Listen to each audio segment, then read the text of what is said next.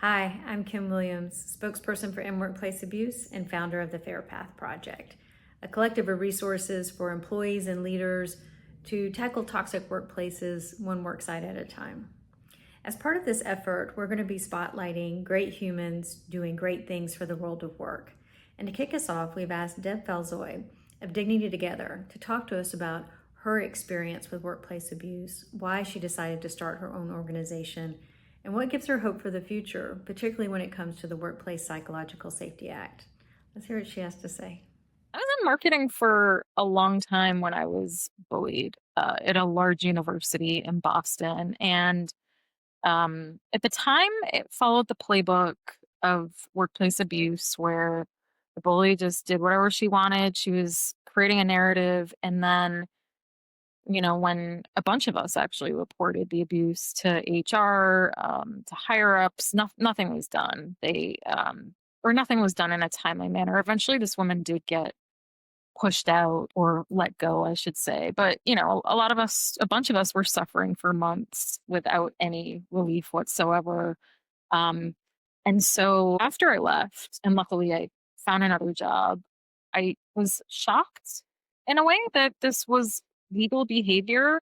Um, for me, though, it was tough because this is a large university and the thought of going up against them and the trauma that would have involved and the fact that they were already not doing anything about this told me that, okay, we have a broken system here. And if I really want to make a change, we have to go around them and pass a law to help people, to give people actual protections. I've been in this advocacy space since then, trying to get a bill passed. Um, and one of the major things that I noticed with people who reached out to us from in different organizations is that they just feel so trapped. They just want somebody to understand what they're going through, somebody to help them navigate it because it feels like at every turn there's just some major roadblock.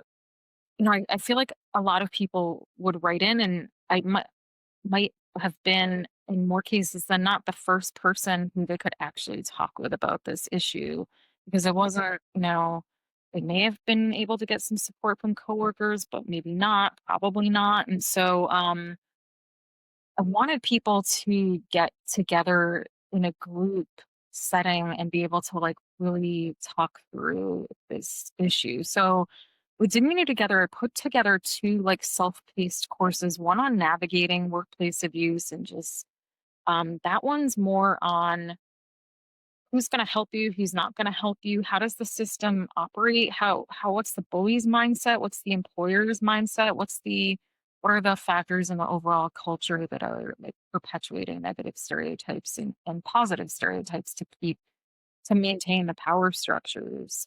Um, and I found that these groups have been seem to really help people feel like, oh, this is not a me problem. This is a system problem. This is a toxic employer. This is something rooted in my beliefs childhood that has nothing to do with me. And I'm on the receiving end of it. But they slowly are able to chip away at internalizing what the bully has taught them about themselves. That they're not good enough, that they're a poor performer when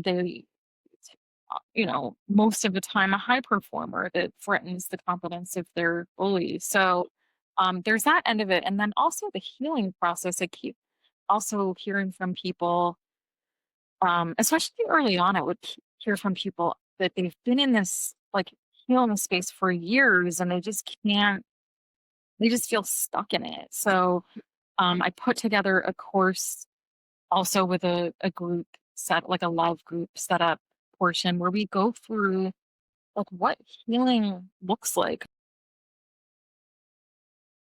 I think even from the early days of working on this, I've always seen this as how do we build enough momentum? How do we get enough voices out there? I think it's see I haven't done a deep dive studying other social movements, but from what I do know about them, it seems like there's this tipping point that they hit where lawmakers just can't like they can't push back at it anymore. It's just like this cultural force that they just have to cave to at some point. And so I think that's why it takes so long.